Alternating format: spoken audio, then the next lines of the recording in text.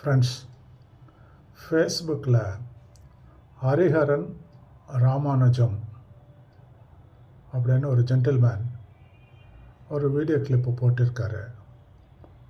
அது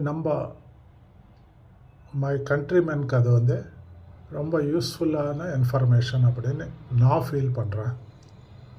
அது உங்கள் முன்னாடி வைக்கிறேன், பாருங்கள், கேளுங்கள். சிலது உங்களுக்கு தெரியாத விஷயம் நிறையா அதில் இருக்குது.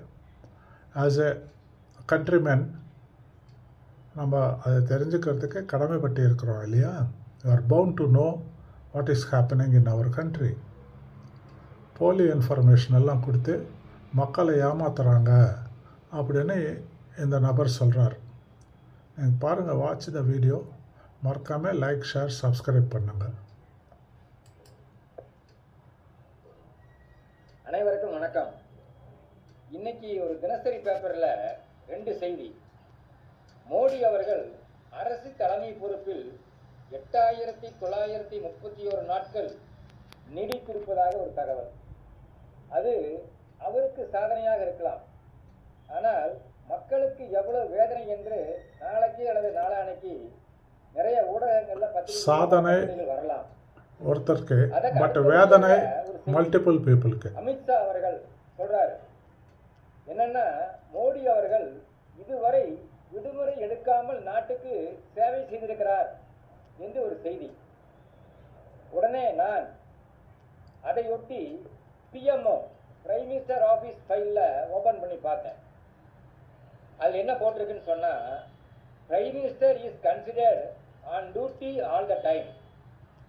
அதாவது எந்நேரமும் பணியில் இருப்பதாக கருதப்படுவார் பிரதம மந்திரி என்று ஒரு சரத்து இருக்கு. அதுபோக இதுவரை ஜவஹர்லால் நேருவிலிருந்து மன்மோகன் சிங் வரைக்கும் எந்த பிரதமரும் விடுமுறை எடுத்ததாக பிரைம் மினிஸ்டர் ஆபீஸ் ஃபைல்ல அந்த கோப்புகளில் பதிவாகவில்லை. இதுதான் உண்மை. ஆனால் அமித்ஷா அவர்கள் உண்மைக்கு மாறான விஷயத்தை சிறுபிள்ளைத்தனமாக, போலி பிம்பமாக மோடி அவர்களை பிரமித்து கூறுகிறார். ஆனா உண்மை என்ன? இன்னொரு விஷயம் இருக்கு. என்னன்னா, மோடி அவர்கள் பாராளுமன்றத்திற்கு சரிவர போவதில்லை. ஒரு பாராளுமன்ற உறுப்பினர் ஃபர்ஸ்ட் 5 இயர்ஸ்ல 19 வாட்டி தான் வந்திருக்காரு பார்லிமெண்ட்டுக்கு. அங்கு நடக்கக்கூடிய விவாதத்திற்கு பதில் சொல்ல கடமைப்பட்டவர். ஆனா பாராளுமன்றத்திற்கு போவதில்லை, சரிவர வருவதில்லை என்று எதிர்க்கட்சிகள் தொடர் குற்றச்சாட்டு. மணிப்பூர் பிரச்சனை,